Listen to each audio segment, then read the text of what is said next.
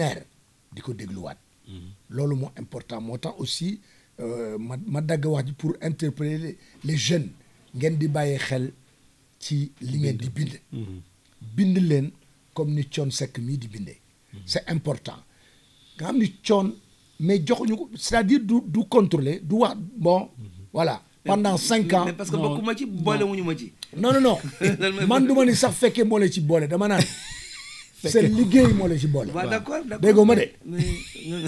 dégg naa la mais. voilà mais xam nga. man dama ni seen liggéey. moo la ci boole moo la ci boole. d'accord mais soo am boo nekkul dans une position boo xam ne war nga mën a ñëw laaj. ba contrôler. mais noo koy defee. non damay yegg waaw mais noo koy defee ñun dinañu nekk nag ñun sa porte parole. ak porte parole musiciens yu yëpp Sénégal yëpp ñun ñooy seen porte-parole parce qu'on reçoit beaucoup de lettres beaucoup beaucoup d'artistes plasticiens écrivains yëpp dañuy léegi dañu arrêté sax inscription yi parce que 14 régions yëpp Thione ñoo ñuy woow di mettitlu Casamance li fi nekk quoi c'est incroyable que la culture mais ñun mérité wuñu leneen que la culture du Sénégal soit ñu réduire ko ci benn affaire bu nga xam ni nii la toll et que le Sénégal ni mu engorgé woo ci ay hommes et femmes de culture de ce pays ñoo xam ni valeur yi ñu suñu maam yi jox ñu bëgg ko réduire rek ci benn affaire bu ndaw ne lii moo am man gëwma leen gëwma loolu donc si j'ai bien compris gëwma loolu su ma déggee seen wax dafa mel ni la culture est entre les mains d'une famille. et accaparée par une famille. tu comprends bon ok léegi xam nga nag bu fekkee ne dëgg la ñuy wax. waaw te ku dee ak sa bàmmeel. mais loolu boobu pouvoir nag président Macky Sall moom moo ko joxe. parce que moom mooy nommé. moom mooy nommé. bu fekkee ne yow indil nga ko sa liste ñi nga bëgg mu. teg leen ci ay place mais moom rek moo am autorité pour signer ba signer yooyu. waaw mais naa la dagg. waaw non attends mais si maintenant. kan moo ko jox liste. non dama ne. xam nga. day joxe exemple. dama joxe exemple rek. xam nga boo Grand Théâtre xam nga sànq da nga lim Mounirou Sy. Mounirou. parce que Mounirou. BZA mu ngi bokkoon fekkee ma ci boole. waaw ak Racine Senghor. monument de la Renaissance. fekkee ma ci boole. waaw. femme bi nekk. kii si. Adja Sy. Adja Sy léegi moom moo nekk. Grand Théâtre fekkee ma ci boole. mais loolu yëpp. ak musée des civilisations. waaw mais franchement parlant ku gis nen di nga ne nii ne ngi. waaw mais ñooñu ñëpp mënuñu toog ci poste yooyu itam président Macky Sall signé wu ko. nañu waxante dëgg. waaw léegi donc bu ko signé. mais xam naa il a voulu faire plaisir à Youssou Ndour. bu fekkee ne que nag wax bi dëgg lañ nañ koy waxee noonu la mën a demee. parce que man waxuma la man. mais sama melentaan sax nekkul ci benn poste. n'est-ce pas. waaye léegi nag ce même président Macky Sall. il revient maintenant pour demander. ñu auditer ko. waaw donc. man personnellement je ne suis pas un peu à l'aise dafa mel ni daal. am na lu xew ci diggante bi. waaw mais Thione. doguma la yàlla bu la yàlla dog dama la ni il n'est jamais trop tard. pour bien faire. waaw. le président Macky Sall c'est le président de tous les Sénégalais. et des artistes. bien sûr. c'est le gardien des arts et des waaw artistes. complètement daf di loo xam ne aussi c'est important ñu koy wax. nit ku fi liggéey moom li mu fi liggéey. foog ñu delloo ko njukkal mais dama leen ni gis nga ci njuumte.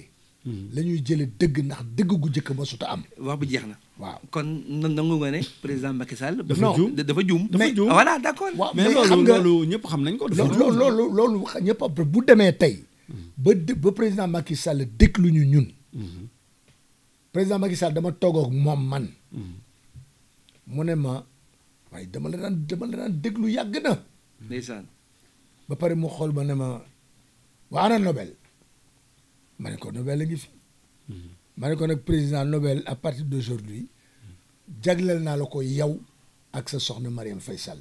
Donc pour te dire que Thione le président Macky Sall day suivre et puis il a impacté quand même dans la culture dafa def lu am solo ci culture te yow da nga wax benn affaire bu important léegi da nga ni sama melentaan sax nekkul foofu c'est parce que dañuy fàtte ñi nga xam ne dañ leen war a jox cër ñu leen di jéem a fàttelu mais yow xam nga ne yow Sénégal kenn mënu la fi fàtte c'est impossible bien sûr yow xam nga loolu boo toogee ay yow rek nga toog nga xam ne li nga fi liggéey wax dëgg yàlla kenn mënu la fi buntu xataal wala ñu rek danañ ko jéem nag xam nga fàttelu ñu wan la weer wi nga ne weer wi gisuma ko kooku sa problème la mais weer wi personne ne pourra kenn mënut a wax ba weer wi du fi ne bon léegi weer waa ngi nii léegi waaw da ngeen bëgg yéen ñu def li ñuy wax rebelote maanaam ñu bougeloo ba SODAV indi des artistes réellement ñu yor ko voilà voilà xaaral non at grand même foofu rek c'est-à-dire que xam nga du affaire rebelote mais balaa ñu rebelote mais milliards yi dugg coon nga defe dañ koy bàyyi noonu ne rebelote duñ ko bàyyi de mais loolu mënul nekk non duñ ko bàyyi de mais doo jël non coon doo saaxee alalu xaalis boobu dañ koy contrôler dañ koy seet dañuy d'abord auditer dañ koy seet dañoo demandé xam nga lu ñu bëgg war a leer de loolu xam nga lu ñu bëgg d'abord man je vais dire clairement ba ngeen comprendre la ce qui se passe waaw c'est-à-dire que il y a une volonté manifeste qui est là pour que SODAV kenn du ko contrôler d'accord mais moom tey ñi fa ne ñoom loolu la ñu bëgg maanaam commission de contrôle permanente boobu bu du am benn ndax lu tax ñu bëgguñu mu am SODAV lu day ni SODAV amul carte de membre.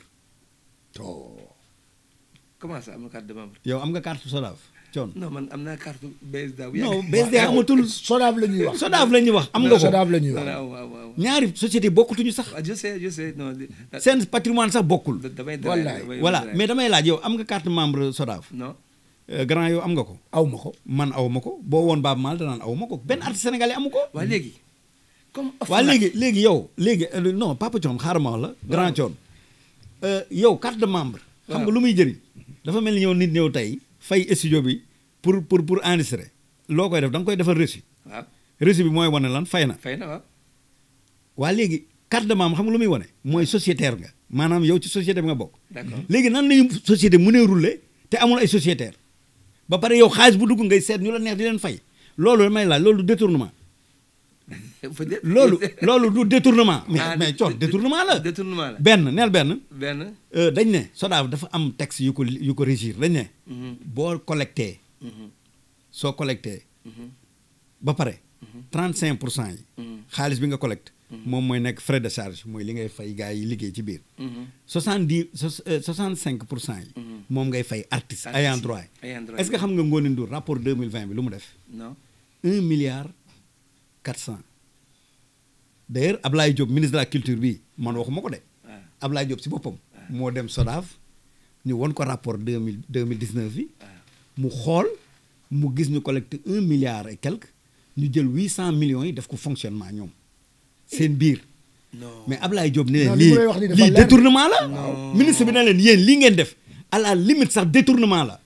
waa léegi est-ce que kon Omar ta ko wax wala say bi léegi ministre de la culture moo ko waxal boppam. sincèrement man lii man xaw ma ko woon de. barki Seydina Mohamed loolu moo am mais léegi ma laaj ne ñoom moom réew mi mais coon c'est que man damay sax bëgg jooy ma gis Sénégalais di mais lan la ces gens qui sont en face de nous là mais duñu ay yàlla na ma yàlla baal si terme yi mais attends mais pourquoi le ministre de la culture Abdoulaye Diop. waaw. lancé wul alerte bi. def li mu war a mais il avait dit. bi mu ñëwee foofu. waaw wax na ko. Macky Sall ci boppam. mi ngeen di wax ne tey dafa juumoon certes dafa juumoon parce que man ànduma ak Macky man. waaw mais dafa juumoon. mais bi mu demee ba gis ne léegi da y a accaparement y a une prédation financière des économies des biens de la culture mais commencé na yeewu parce que juumte am na. juum na léegi yeewu na demandé na conseil des ministres 14 octobre bi passé. que nañu def évaluation institutionnelle de la SODAV audité ko. indil ko rapport bi léegi lu ñuy xaar. léegi président bu ne def leen li lu ñuy xaar pour def ko moo tax Omar Seye bañ a toog parce que sitting yi ngay dégg corona bi dañuy sitting nañu bàyyi artistes yu ñu joué mais Ngone Ndour bu defoon liggéeyam tey du toog di sitting foofu xam nga lu tax su jëloon 5 milliards yi nga xam ne milliards yi dugg yëpp ci kees bi. su doon mu ngi jox chaque fin du mois 300 000 artistes sénégalais yëpp plasticiens yi écrivains yi poètes yi di leen am lu ñu kon ñooñu mën nañu toog corona bi 2 ans bu ñu liggéeyul toog seen biir studio di jot xaalis. am déet. kon nag mais est-ce que comprendre nga fi muy waxee. est-ce que comprendre nga fi muy waxee c'est important maanaam impact yi ñuy wax. SODAV moo waroon indi moo waroon génne xaalis di jox yéen ñii artistes yi. fii ba pandémie bi di passé waruñu sax laaj président de la république pour man li ma gis à la limite yàpp président de la république la. dëgg la ok léegi Sidiki bi yàpp ko la. voilà donc loolu ma intervenir ci ma dooleel la ci côté boobu parce que c'est vrai que bon ñun. Évidemment, on est des musiciens jusqu'à la fin de notre vie. On sera toujours musicien. waaw dama dégg nga koy wax souvent ne mënuma def leneen maa ngi bàyyi leen ma rek ma musique waaw musique la ñuy def ñun. waaw caaxaanuñ ci foofu ñu ci réewuñu ci. donc problème bi mooy boo xoolee artistes yi tey bien sûr qu'on est avec eux bien sûr que daf ñuy metti sitting yi ñuy jéem a yi ñuy def ak yooyu daf ñuy metti daf ñuy naqari bien sûr. parce que on fait partie de cette famille de musiciens là. mais loolu effectivement. ma rejoindre li nga wax. appuyer encore le bouchon très très très fort. li nga wax dafa important. bu fekkee ne ñoom def nañ seen liggéey. yow li nga wax Ablaye Guissé. te di président. observatoire Omar boobu. nga xam ni lu am solo la ci musiciens yëpp Omar dafa am solo moo tax. waa sayu man leen nañ lëkkaloo ak sa waaj yi parce que man nag ku ma xam coon mii xam na ma ku ma xam ne du ma waxantu man taluma sax ay fu ñuy waxantoog yooyu man damay wax li ma xalaat li nga xam ni moo nekk nit ñi dañu sonn les artistes sont fatigués bu doon suñu sago ñu ubbi club yëpp gars yi jouer avec les mesures barrières bien sûr di raxas loxo yi takk masque yeeg affaire yooyu parce que les musiciens sont suffisamment des responsables pour mën a doxal loolu mais pour te dire dama la bëgg a rejoindre ci benn affaire c'est-à-dire man dama am lu ma metti quoi ci SODAV dafa am lu ma metti ndeysaan da ngay gis ay xale quoi ay nit ñu nga xam ne xamuñu sax sa historique xamuñu sax kii tu es xamuñu kan nga xamuñu lan nga xamuñu li nga def yëpp xoolal ñun coon on a vécu ici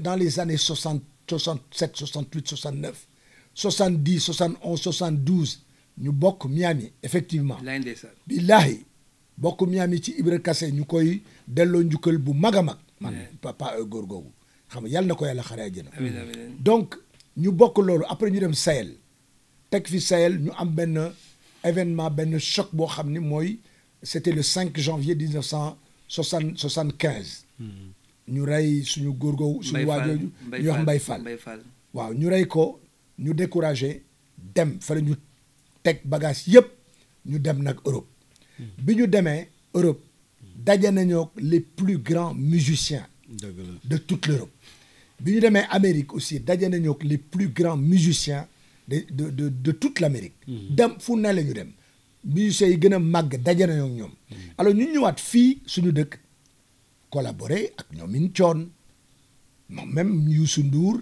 collaborer ak ñoomin Coumba Gawlo xam nga ñoom ñëpp ñoom Viviane nii xam nga ñoom Pape Djibi Ba collaborer ak ñëpp ba pare ñu bëgg la réduire yow ak sa xam-xam bi nga am yëpp ak fi nga jaar yëpp ñu bëgg la réduire daal ci benn affaire boo xam ni mais ñun tuuti wuñu exactement ci yax bu dëgër këcc lañu bokk fii ci réew mi voilà man li may proposer bu fekkee ne seen appel bi président Macky Sall dégg na ko bu ñuy reformuler waat SODAV nañu bàyyi artistes yi seen bopp ñu tànn kenn ku ñu wóolu ne ko yow toogal ñu fii mais loolu njëkkoon am Thione mais toogal ñu fii boobu artiste boobu da nga koy booleeg un administrateur ak benn magistrat boo xam ne moo koy accompagner. mais mooy commission permanente bi. tu comprends mais bi yoon quoi sincèrement ñu jox ko ay artistes. parce que effectivement xam nga Dakar du ku ko meccul. dëgg la. il est temps. dëgg la que nag ñu bàyyi artistes yi. ñu diriger seen bopp. am na ku ma xaw ma lan. machine. waaw xaw ma lan la ba léegi. carte mooy carte yi. naada man leen ah bon. mais comme man dama. mais coon dama la ci dolli leneen. ci machine boobu nga wax. Ouais. mais léegi nan ngay mënee jël conseil d'administration nga leen di jox marché mais marché SODAV buy def marché def appel à candidature appel d'offre la war a def dafa mel ni tey bi ñuy nommé directeur général SODAV. appel à candidature internationale la woon bi njëkk. Bouna Manel gagné ko mais ñu dindi Bouna Manel indi Ali Bathily nga xam ne waa kër Youssou Ndour yeewoo moo leen di ataayal moo leen di raxasal kaas mais c'est vrai. Il faut qu'on se dise la vérité. mais d'ailleurs il m'a porté plainte bi ma demee loolu laa wax. dama ci li muy wax nag am na fu mais non kooku xoolal ñooñu ay benn wiwi la ñu. ñooñu ay benn wiwi la ñu man coon du lu ma toog fii moo tax ma koy wax. yow avant may toog ak yow fii dem naa ba buntu SODAV man ak Habib Faye yàlla na ko yàlla yërëm. Habib Faye di casse droit d'auteur am. Habib Faye yàlla na ko yàlla yërëm. kon Youssou Ndour nañu waxante dëgg. y a anguille sous roche accaparement bi ce sont des prédateurs ay prédateurs de ces maigres ressources dont dispose la culture mais ñun nañ koy wax pourquoi ñu koy nëbbu coon yow tey dañ la interpellé yow da nga war a jóg sol sa dàll yow tey waroo sax xool sa njëriñ sa intérêt mais da nga war a xool intérêt génération bi di ñëw. waaw waxuma sax intérêt yow sa famille de mais génération bi ñëw. waaw mais man ci banlieue nga dëkk. justement fa nga dëkkoon banlieue nga dëkkoon. Abdoulaye justement foofu laa koy waxee yow da nga wokk sax fii sama yaram yëpp ngi xasal fi mu ne nii tey laa de bëgg leen koy wax moom dama lay wax ne la. combat li mu wax moom. tey day intégré say bi. intégral Sayu ak intégral Omar. waaw nekk observateur. yéen war ngeen a jóg yéen ñëpp man j'interpelle ñëpp laa wax. J'interpelle Baba Mal. J'interpelle Omar Pène.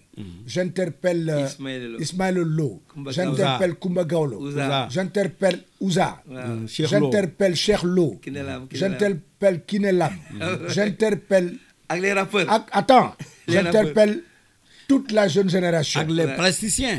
Non, oui, ak artistes yëpp. Les artistes plasticiens, les littéraires. Mais comme musicien. tey ku mel ni Aline Badara Bey. waaw demal nga laaj ko ndax mos na percevoir droit d'auteur am te bindkat la. Aline Badara Bey lu mu bindul ci àdduna amul.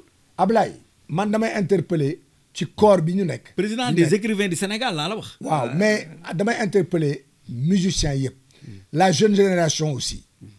muy ñoom Momo Dieng ki ñoom Wally Seck ak ñoomin Papa Diouf ki ñëpp la ñuy interpeller pour ñu bokk combat bi parce que il faut pas que jeunes yi qu'ils se trompent de combat parce que jeunes yi dañu xam nga parfois ils se trompent de combat alors que combat bi c'est très important ay émission à la télé ki kenn xamul ñu topp ñu daw ci ginnaaw loo xam ne dañu il faut pas que la jeunesse sénégalaise se trompe de combat il faut que ñu toog réfléchir seen avenir parce que ñun c'est bon def nañu li ñuy def ñuy continuer on se bat encore pour eux na xale na mag ñi ñëpp jóg xale yi topp ci ñu changer l'esprit de la culture dans ce pays-là Sénégal mérite na am une culture assez généreuse et la culture aujourd'hui n'est pas généreuse parce que boo demee ba gars yi di toog di def ay sitting nga xam ne am na ay instrumentistes yoo xam ne dañu jaay seen instrument pour fay seen luyaas wala ñii jaay seen i xaw ma luñ koy wooyee pour payer leur truc pour faire nourrir leur famille c'est ça devient grave alors li ma may rejoindre ci li nga wax mooy bu fekkoon ni SODAV def nañu liggéey bi ñu war a def voilà et ça Abdoulaye Guissé maa ngi la ciy gërëm di la sant bu fekkoon ni def nañu seen liggéey artistes yi duñu ndóole nii li ma gën a métti nag duñu sitting sax duñu sitting dañuy toog seen kër pendant 1 an oui chaque mois ñu jox leen 300 000 wala 400 000 man leen rek ñu gérer seen location gérer seen kii te SODAV grand yi percevoir na loolu moom am na ko grand li moom affaire la bu ma métti depuis j'ai mal bu benn artiste février ñu koy defal quête à la télévision ay quête mais loolu moom vraiment te moom ma dolli loolu est-ce que xam nga SODAV fonds social bi c'est 100 millions pour Ngoni Ndour chaque année 100 millions yoo xam ne moom caisse noire la kenn contrôlé wu ko SODAV non bul wax loolu waaye tamit yow 8,9% des collectes te loolu boo ko évaluer ci année bi mu lay jox 100 millions boobu Ablaye Mbaye bi muy génn àdduna 100 millions pour Ngoni Ndour waaw 2017 bi Ablaye Mbaye di génn àdduna. déglu Ablaye Mbaye bi muy génn àdduna. waaw en 2017. waaw Ablaye Mbaye bi muy génn àdduna. am malaise si biir studio waaw doon génne album bi tudd intérêt général. ndeysaan xam nga yàlla day wax. wallaay intérêt général la wax. te ñun loolu la ñuy xeex. mu bañ a nekk intérêt particulier Ablaye Mbaye moomu en 2020 dañoo génne yaayam ci terrain bi nga xam ne moom la jëndaloon yaayam Kër Massar. léegi 100 millions yooyu Ngoni Ndour yore soda pour social bu ñu ne fonds social. artiste bi woy ba dee biir studio mais xanaa nga jël si 100 millions yi xanaa jël benn 20 millions nga ne ko am sa yaayam demal jënd kër nga tabax sa kër. dëgg mais tu ne l'as pas fait. mais il a fallu que xam nga kan moo régler problème bi. waaw Iran Ndaw bu Sen TV. waaw moo def collecte Sen TV ñu jëndal terrain ñu jëndal yaayu Ablaye Mbaye kër nekk ko ci. gis naa la mais pour vous dire. mais attends mais gisee. waaw yow information yi ngay am mais ñun amuñu ko. mais ñun on est un observatoire ñun au niveau du ministère de la culture au niveau de l'UNESCO. mais grand Idi dañoo yor ay membres yoo xam ne loolu mooy seen liggéey. mais parce que ñoom mais ñun on travaille avec le monde entier. sur le plan de la culture. Thione Ngoni Ndour a une caisse noire. mais c'est une caisse noire. personnel de 200 millions. 200 millions. ah bon. fonds social le fonds social. c'est 8,9%. ok de l'argent collecté. qui représente presque 100 millions. 100 millions yooyu. moom amul commission de contrôle permanent commission permanente de contrôle boobu nga xam ne cour des comptes cour suprême ah inspection générale des finances. moo war a constituer kuréel googu. maanaam di ñëw ci moom chaque jour di xool fonds bi nu ñu ko utiliser kuréel googu musul am ministère de la culture yi toog yëpp dañ leen di teg lobbying lañ leen di teg du ñu sañ a wax du ñu fañ a bouger loo wax au nom de quoi d'une famille mais loolu daf fi dañ. vraiment nag loolu daf fi dañ vraiment monsieur le président. waaw monsieur le président de la république. Macky oui. te Thione Thié yéen vous interpellez Macky mais ñun yéen la ñuy interpeller Thione. yéen ay Baba Maal ay Omar Pène ay Thione Seck. pourquoi vous restez comme ça. voilà on dirait que vous n'avez rien fait pour la culture. maintenant j'ai compris. on dirait que vous n'êtes pas des auteurs. ils ont tout fait on dirait que vous n'êtes pas des compositeurs. non mais c'est on vrai. dirait que le patrimoine culturel sénégalais ne vous appartient pas. dëgg la mais mbir mi du affaire Mbàkke wala si wala ay dara. j'ai compris. voilà jeex na j'ai compris. on vous interpelle Thione. léegi ñëwul dugg ci combat bi bu yeboo ñu ne Thione da nga bañ kii wala nga contre kii mais ñun endosser ses responsabilités pour l'avenir. le absolument président de la république monsieur Macky Sall. sama rakk nga te nit ku baax nga. dëgg la wax dëgg yàlla.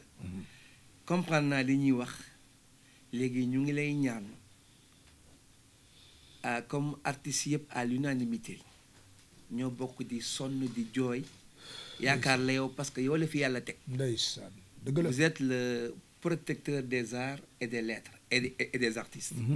donc bëgg naa nga déglu sa njabootu artistes bi li ñuy wax léegi xam naa dootuma leen bàyyi yéen.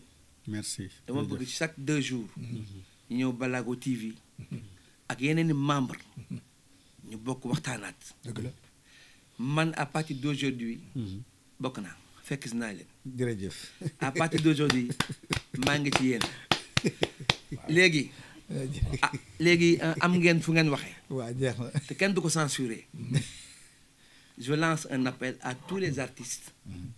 yéen itam ngeen woo leen. chaque 2 jours. ñuy def jataayu waxtaan. amul benn problème dina am wax ak président Macky Sall. oui ndax mu gaawantu ci ndimbal bi mu ñu bëgg a dimbali. gis naa Pape Dieng tam mu monter affaire bu am solo ci artistes. bu am solo waaw mooy Kasieps bi ak Belap. ok mais là aussi il faut bien communiquer pour que les artistes comprennent. Pape Dieng nitu volonté la. dëgg la c'est un puis grand vision. waaw non nitu volonté la. am na vision te moom je le connais depuis belle lurette il est contre l'injustice. dëgg la donc Pape Dieng aussi na ñëw.